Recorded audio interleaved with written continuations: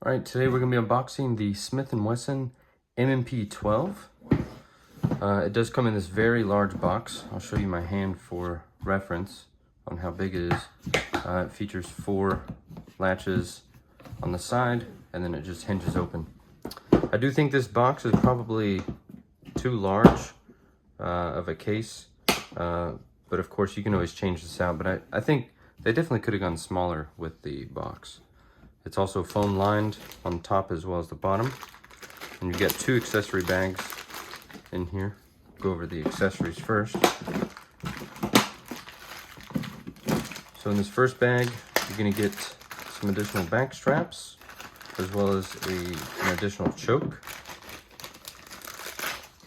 So this is very reminiscent of Smith & Wesson's pistol grips on the M&P series. So you've got different back straps, some with a slight beaver tail in the rear, so you can really choke up on the grip. And then on the bottom side, you'll see the different sizes. So it does come with 4. One's already installed. And also in that same bag, you also get an additional choke.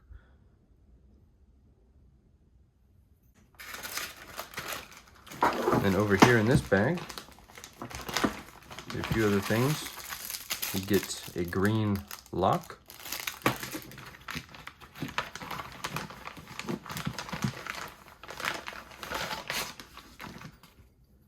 Get an M&P 12 choke tool. California Firearms warning card.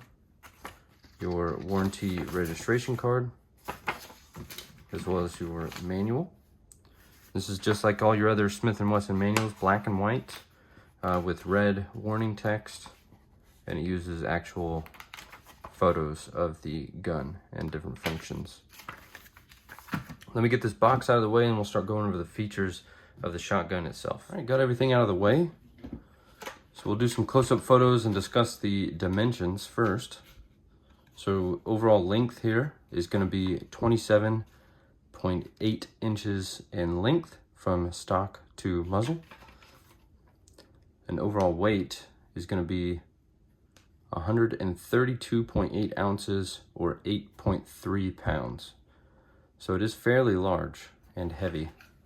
I guess not large as in length compared to, you know, your typical shotgun, but this being a bullpup, obviously you get a nice short form factor with a lengthened barrel.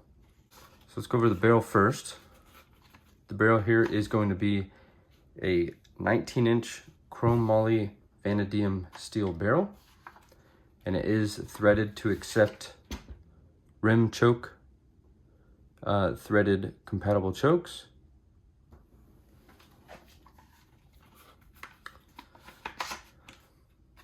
So your action right here, the pump is going to feature M-lock on the bottom section, and then it does have some grips right here. If you didn't want to run the foregrip that's installed on it, it does have some nice grip texturing right here.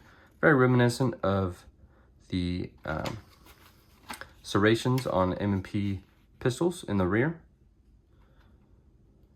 So it's kind of a scalloped pattern. So you also get some more M-lock sections up on this top cover here, all the way in the back, and then Picatinny rail spanning across the top. If I'm not mistaken, I do believe that this Picatinny section underneath it is M-lock as well. So if you wanted to remove that and just, you didn't want to run this entire rail section, you could remove it and just place a rail section in the rear for your red dot. And then you've got M-lock on the other side as well. So get a close-up look of the grip. Again, very reminiscent of M&P styling of their pistol grips.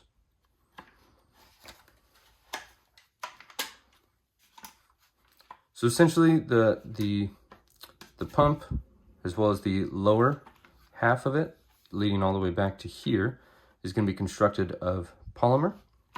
Then everything else is going to be steel.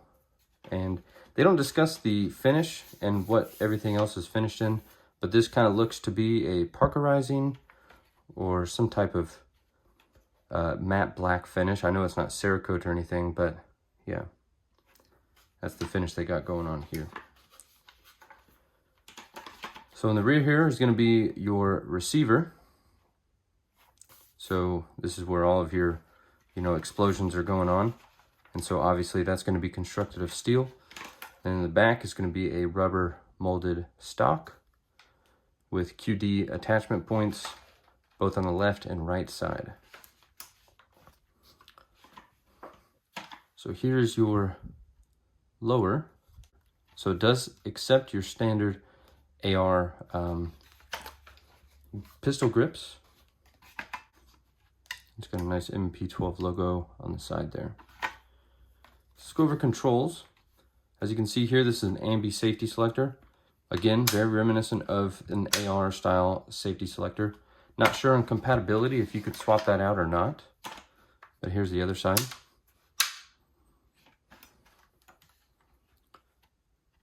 Standard looking trigger, nothing special about that. It's just smoothed on the front. Right here is going to be your pump release, and that is ambi, so it does have indentions on both the left and right side to use with your index finger. It's kind of far away, so if you can see there, I'm having to reach a little bit, adjust my grip to push it down. Up top here is going to be your magazine tube selection. So I'll show you how that functions.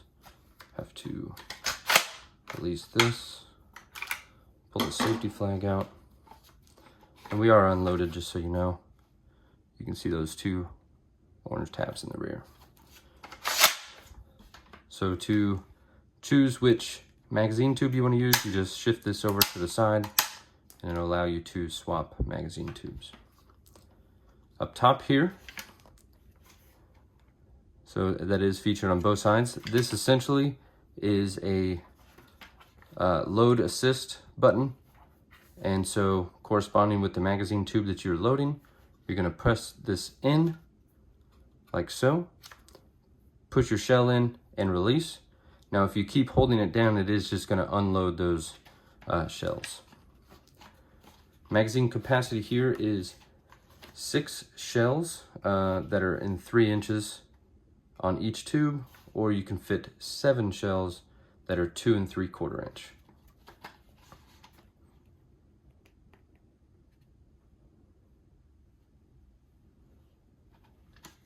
If you guys have any questions on the M&P 12, just drop a comment down below and I'll do my best to get back with you. Thank you for watching.